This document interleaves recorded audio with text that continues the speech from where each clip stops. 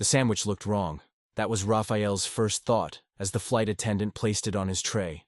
White bread, processed cheese, 3 potato chips, a paper cup of water.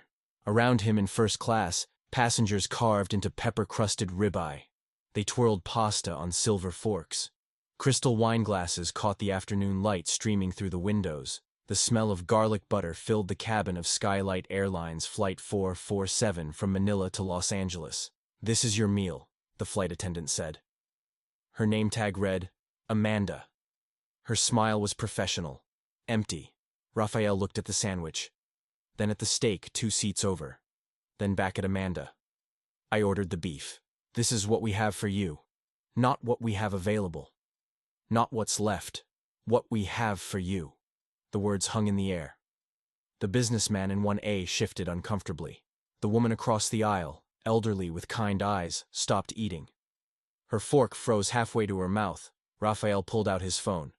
His hands were steady, though his chest felt tight. That old familiar feeling.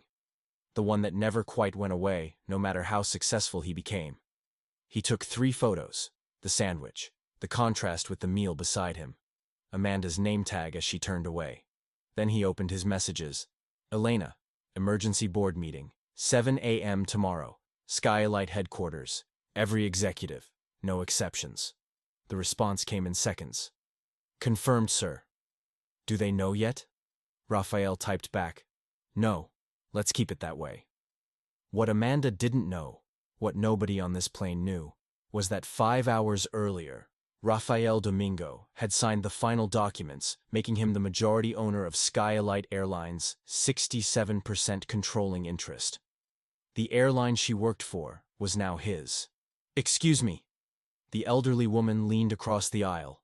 Her voice was sharp with anger. "I'm watching what's happening here, and it's unacceptable." Rafael turned to her. She wore a floral dress, her silver hair pulled back neatly. Her dark eyes blazed. "It happens," Rafael said quietly. "That doesn't make it right." She was already cutting her steak. "Please, share my meal." "Thank you, but no." Rafael placed his hand gently over hers. "I need to keep everything exactly as it was served." "Evidence?" The woman studied his face. "You're going to do something about this." "Yes." "Good." She sat back. "I'm Carmen Reyes, retired nurse. 42 years at LA General. I've seen discrimination in every form imaginable. But this? In first class? In 2024? She shook her head slowly. "What's your name?" "Rafael Domingo." "What do you do, Rafael?" "I work in technology." Carmen waited. There was more, she could sense it. But Rafael stayed quiet, watching the flight crew whisper urgently at the galley. Amanda was showing something on her phone to another attendant. Their faces went pale. "They're looking you up," Carmen observed. "The internet makes it hard to stay invisible," Rafael replied. At the front of the cabin, a loud American man in an expensive suit waved his empty glass. "Sweetheart, another scotch. Make it a double this time." He'd been demanding and rude since boarding. But Amanda hurried over with a smile. "Right away, sir. That's what I like to hear." The man grinned. "What time do you get off work?" Amanda's smile never wavered, though discomfort flickered in her eyes. "I'll get your drink." Rafael watched, filed it away. 6 minutes later, Amanda approached their row. The confidence was gone. Her hands trembled as she carried a beautiful plate. Ribeye with roasted vegetables, garlic mashed potatoes, a side salad with balsamic glaze. "Mr. Domingo," her voice cracked. "There was a terrible mistake with your order. Please accept this meal with our deepest, sincerest apologies." Rafael looked at the plate, then at her. "No, thank you." Amanda blinked. "Sir? I'm satisfied with what I have." "Mr. Domingo, please. I want to keep exactly what you decided I deserved." Rafael's voice was quiet steel underneath. "Now please, leave me alone." Amanda's face went white. She backed away, nearly stumbling into the beverage cart. Carmen leaned close. "Who are you?" Rafael was quiet for a moment. Outside the window, clouds stretched endlessly over the Pacific. The sun was beginning its descent toward the horizon. "My father was Antonio Domingo," he finally said. He worked as a mechanic at Manila airport for 30 years. He'd come home every night with oil under his fingernails, his back aching from crawling under baggage trucks. We lived in a house with tin roof.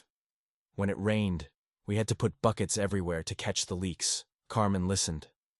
When I was 14, my mother saved for 8 months to buy a plane ticket. Her sister was getting married in Cebu. She was so excited. She bought a new dress from the market. She'd never flown before. Rafael's voice got quieter. At the airport, the airline staff looked at her clothes, her worn shoes. They looked at her calloused hands from washing laundry. They said her ticket looked suspicious. They wouldn't let her board even though it was legitimate. She took a 12-hour bus ride instead. She missed the wedding ceremony. Arrived just as everyone was leaving. Carmen's hand went to her mouth. My mother never tried to fly again. She said airplanes weren't for people like us. They were for rich people, important people. Not for a laundrywoman from Tondo. He touched the sandwich on his tray. 28 years later, I'm sitting in first class. I built a company worth $2.4 billion. And they serve me this. He gestured at the sad sandwich. Because I'm wearing jeans and a polo shirt. Because my skin is brown. Because they decided I don't belong here. What are you going to do? Carmen whispered. Rafael looked at her directly. I'm going to make sure my mother's story doesn't happen to anyone else. How? Rafael allowed himself a small smile. You'll see tomorrow. Would you like to come? To the meeting? You're a witness. Your testimony matters. Carmen's eyes lit up. I wouldn't miss it for anything. The plane began its descent into Los Angeles. The captain's voice crackled over the intercom, announcing their arrival, thanking passengers for flying SkyElite. Rafael remained seated as other passengers gathered their belongings. At the front galley, Amanda stood with 2 other flight attendants and a man in a pilot's uniform. They whispered urgently. Captain Michael Harrison emerged fully, tall, silver-haired, his uniform immaculate. The crew briefed him in hushed tones. His professional composure cracked. He glanced back at Rafael, looked away quickly. A young flight attendant approached nervously. Mr. Domingo, the captain would like to speak with you before you disembark. Tell the captain I'll speak with him at the meeting, Rafael replied calmly. Sir, there's really no need for... There's every need. Rafael's voice was firm. Conference room B, gate 52, 15 minutes. The flight attendant hurried away. Carmen gathered her purse, her sweater. This is really happening, Rafael confirmed. They walked off the plane together. At the gate, a sharp woman in a gray business suit waited with 2 airport security officers. Mr. Domingo. She extended her hand professionally. Elena Cruz, your executive assistant. Everything is ready. Thank you, Elena. Rafael still carried his tray. The sandwich sat untouched, a strange artifact. Several travelers stared at this unusual sight. A man in casual clothes carrying airplane food through LAX terminal. Behind them came Amanda, Captain Harrison, and 4 more crew members. Their worried whispers echoed in the jetway. The conference room was large, with floor-to-ceiling windows overlooking the tarmac inside. 6 people in expensive business attire sat around a mahogany table. They looked confused, nervous. The man at the head of the table stood immediately. Rafael, I didn't know you were on that flight. If I'd known, I would have arranged... Arranged what, David? Rafael interrupted. He placed the sandwich tray in the center of the conference table. Everyone stared at it. Rafael recognized David Chen, CEO of SkyElite Airlines. They'd exchanged exactly 5 emails during the acquisition. Chen had no idea what Rafael looked like in person. This, Rafael said quietly, is what your first-class passengers receive when they have brown skin and wear comfortable clothes. Silence. While other passengers ate ribeye steak on china plates with wine pairings, your flight attendant decided I deserved a convenience store sandwich and 3 potato chips. When I asked why, she said this was what was available for me. Amanda stood near the door, tears started forming. A woman executive in her 50s cleared her throat. Mr. Domingo, if you're suggesting discrimination... I'm not suggesting anything. Rafael cut her off. I'm stating facts. Elena opened a laptop, turned it so everyone could see the screen. In the past 24 months, SkyElite Airlines received 1,834 complaints about discriminatory treatment based on race, ethnicity, national origin, or appearance. Of those complaints, only 14, less than 1%, resulted in any disciplinary action or policy change. The executives shifted in their seats. 14, Rafael repeated. Out of 1,834. David Chen wiped his forehead. Rafael, I'm certain this is just what? Rafael's voice rose for the first time. Just an isolated incident? Just a misunderstanding? Just incredibly bad luck that it happened to the new majority shareholder on his first flight on his own airline? The room went dead silent. Majority shareholder? David's face lost color. I'm the investor who acquired 67% controlling interest this morning. Rafael walked slowly around the table. I didn't buy SkyElite for revenge. I bought it because it has strong routes, good infrastructure, loyal crew, and untapped growth potential in the Asian market. But I also bought it because of what happened to my mother 28 years ago. He pulled out his phone and placed it on the table. The screen showed a photograph. An elderly Filipino woman standing outside an airport terminal, tears streaming down her weathered face. Rafael Domingo, my mother, denied boarding on a SkyElite flight because your staff decided she looked suspicious. Her ticket was legitimate. Her visa was valid. But she was poor. She spoke with an accent. She wore cheap clothes. So your people assumed she was lying. Rafael's voice went quiet again. She never flew again. Not once. She died 3 years ago, believing that airplanes weren't for people like us. Carmen spoke from her corner.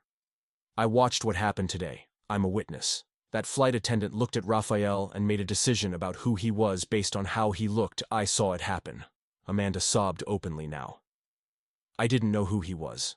That's exactly the problem, Rafael said. You should treat every passenger with respect, not just the ones you recognize as important. He pulled out a folder, placed it on the table with a soft thud. Here's what's going to happen. Everyone leaned forward. Starting Monday, every SkyElite employee begins mandatory diversity and inclusion training. This training happens quarterly. No exceptions: gate agents, flight attendants, pilots, executives, ground crew, maintenance, everyone. David started to speak. Rafael held up his hand. Second, we're creating a passenger advocacy department. Every discrimination complaint gets investigated thoroughly. Results get reported directly to me every month. I will personally read every single report. He placed another document down. Third, new hiring strategy.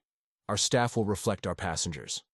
We fly to Manila, Bangkok, Mumbai, Lagos, Mexico City. Our employees should reflect those communities. Fourth, updated service protocols with clear, specific consequences for discriminatory behavior. These consequences will be enforced. Rafael turned to Amanda. You're not fired. She looked up, shocked. Mascara ran down her cheeks. But you have a choice. You can accept a severance package and leave today with 3 months' salary. Or you can stay, attend every training session, and help build the new program. You'll also write personal apology letters to every passenger who filed complaints about your service. Elena tells me there are 43 of them. Amanda wiped her eyes. I'll stay. I want to stay. I want to do better. Good. Rafael nodded. Because that's all I'm asking from anyone here. Not perfection, just the willingness to do better. He addressed the entire room. Anyone who can't commit to this can leave now with a fair severance package. Anyone who stays needs to understand. This airline is changing. Today. Now. Nobody moved. David Chen stood slowly. Rafael, I've been CEO here for 9 years. I thought we were doing well. I thought we were treating people fairly.